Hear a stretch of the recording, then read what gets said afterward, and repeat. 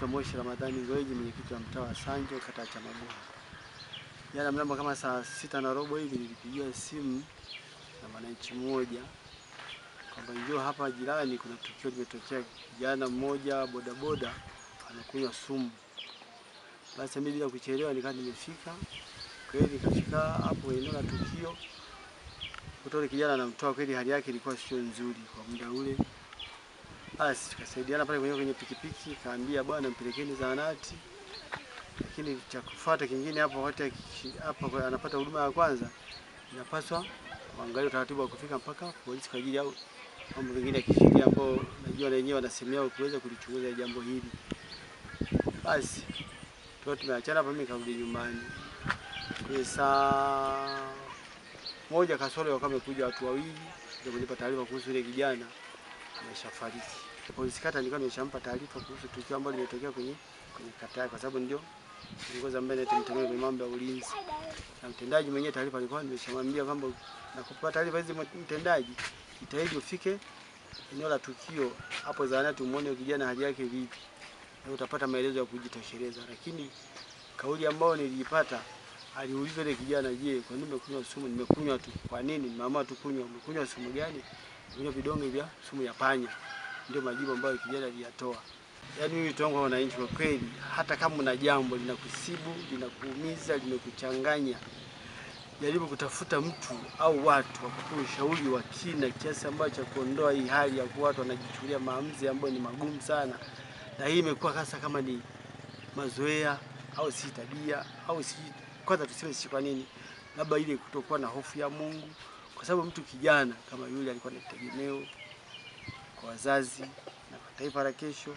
Lakini sasa tayari nguvu kazi tumepoteza kwa ajili ya mambo ambayo bado sijajua ni nini kilichomfanya afikie hatua ya kumeza hivyo vidonge. Kwa sababu wakati mimi natoka pale, nilipita kwenye duka moja hivi, nikamwambia kijana mmoja, "Umeona bwana amepitishwa hapa?" Nimemuona kanywa sumu. Bwana katoka sio muda mrefu hapa kuchukua vocha. Unaona? Kumbe kanywa sumu. Mimi nidhani amelewa, alikuwa anapepesuka hapa. Unaona? Kanywa sumu. Na inawezekana hiyo sumu baada ya kununua ile vocha ndio maelezo kwamba alimpigia rafiki yake ambaye yuko Maganzo, ndio akampigia simu baba yake. Na ndio kuja pale ndio taarifa akapata majirani. Na maana kama singepiga simu hata majirani hao wasingejua kuna nini kinaendelea ndani. Cha kwanza mimi naitwa Peter Ibrahim Richard, ni kaka wa marehemu. Chanzo kilipoanzia, mara ya kwanza kabisa mimi nilikuwa tupo katika harakati zangu za kufanya kazi. Nimemalizana na majukumu yangu mida ya saa 6:30 hivi. Nikawa nimepokea taarifa yani kutoka kwenye simu yake mwenyewe, yani namba yake alivyonipigia. Akaniambia, yani kauli zake za mwisho tu alizitaja kwamba mimi nimekunywa sumu. Na sasa hivi naweza nikafa tu muda sio mrefu. Unaona? Sasa mimi sikuwa na ile namna ya kumsaidia. Maana nilikuwa niko Maganzo. Nikawa nimejaribu kuwasiliana na baba yake mzazi ambaye yuko hai ndio, ila kwenye masuala zima sasa ya kumueleza matatizo yake huwa ni hafifu sana. Ndio nilikuwa nimeongea naye, nikamwambia fanyeni mbinu. Kazimoto Amos kule anasema ameshafanyaje, amekunywa sumu ya panya. Fanyeni haraka fanyaje mkamsaidie kwa hilo swala. Kweli sikujua sintofahamu iliyoendelea, mimi nilikuwa nimemaliza kumpa taarifa. Badala yake akawa kweli mzee wake ameenda. Kafika pale anapoishi, akamkuta kweli alichoniambia ni sahihi. Amekunywa sumu ya panya, na muda huo sasa alikuwa kwenye harakati fulani hizo za sintofahamu, hajielewi. Ndio akawa amesemesha majirani wa pembeni, wakawa wamekuja kwa ajili ya nini, ya msaada. Wakawa wamempatia huduma ya kwanza, badala yake wakamuita mwenyekiti, wakamuongozana mpaka zahanati ya Chamagua. Baada ya kufika hapo taratibu zikaendelea, wakawa wamempatia huduma, hatimaye hasikufanikiwa, ndio mauti ukawa umemfika. Mimi kwa majina naitwa Laurent Joseph Magesa, ni mkazi wa Bugweto, na huyu ni my friend, yani my friend wangu. Wameniacha mimi shule, wamenizidi madarasa haya. Afu sikutegemea kama ilikuja kutokea kitendo kama hichi. Cha kwanza ni before, sikutegemea tu. hata kama mimi pia imeniuma sana vijana mwenzangu kufanya yani kitendo ya design hii. Imeniuma sana bro, kitendo kama hichi.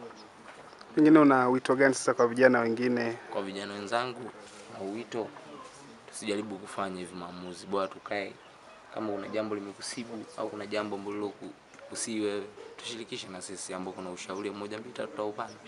Ila pia kwa mimi ninachokisi, tusali sana, hata kama tungikana sana, tusali sana. Kwa sisi wanaume, tusali sana.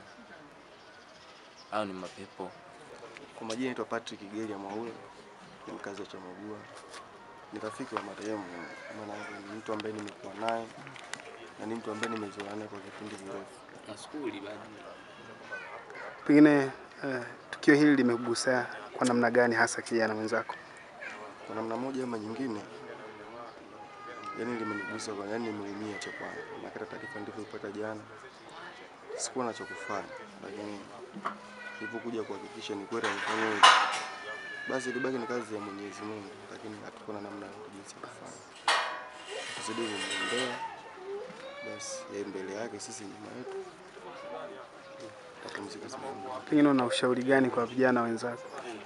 Ushauri wangu mkubwa ni kwamba ndapo unapokuwa na mawazo, basi jaribu kushirikisha watu ili kile kitu ndani ya moyo wako, ndani ya nafsi yako kikutoke. Kwa majina naitwa John Emmanuel, ni mkazi wa Chamagua. Marehemu ni rafiki yangu mpenzi ambaye nimesoma naye tangia darasa la kwanza mpaka sekondari. Ili swala mimi limenigusa sana. Kwanza jana nilipopata hizo taarifa niliumia sana na sikuamini mpaka nilipotoka kazini kuja kushuhudia kweli. Nikaenda kule mochwari kwa nikaangalia mwili wa marehemu. Nikasema kweli kwa hiyo imeniuma sana sana. Mimi na wito kwa vijana wenzangu, jamani, tunapokuwa na msongo wa mawazo tujaribu kushirikisha watu. Yaani maana unapokuwa na kitu moyoni ndio kusababisha matatizo kama haya. Kuna kitu umebaki kinakukwaza, kinakukera, kinakukereketa, jaribu kumshirikisha ndugu yako, hata mtu yote ambaye unamwamini. Ukishamshirikisha au kitu kinatoka moyoni, unabaki mweupe, hauwezi kufanya maamuzi kama hayo. Kwa hiyo naomba vijana wenzangu tusifanye maamuzi, tusichukulie hatua kama hii. Maana vijana ni nguvu kazi ya taifa. Bado taifa linatutegemea, bado familia. Yaani unapochukua maamuzi kama hayo unakuwa umeikosa sana familia. Na ukiangalia kama kijana mwenzetu ni mtoto wa kwanza kwenye familia yao, basi kuna wadogo zake wanaangalia kitu kama hicho. Kuna kitu wanajifunza, yaani kama kaka amefikia hatua ya kunywa sumu, sisi tutafanyaje? Kwa hiyo tunaomba vijana wenzangu ili kitu yani kisitokeze. Kama una msongo wa mawazo, jaribu kumshirikisha mtu yoyote wa karibu yako ambao unamwamini. Kwa jina naitwa Jason Jafeti. Ni rafiki wa marehemu ambaye alikuwa ni rafiki yangu. Tumesoma naye, tumekuwa wote pamoja. Pia nimesikitika sana kama rafiki yake kwa hatua ya rafiki yangu alichukua mbaya.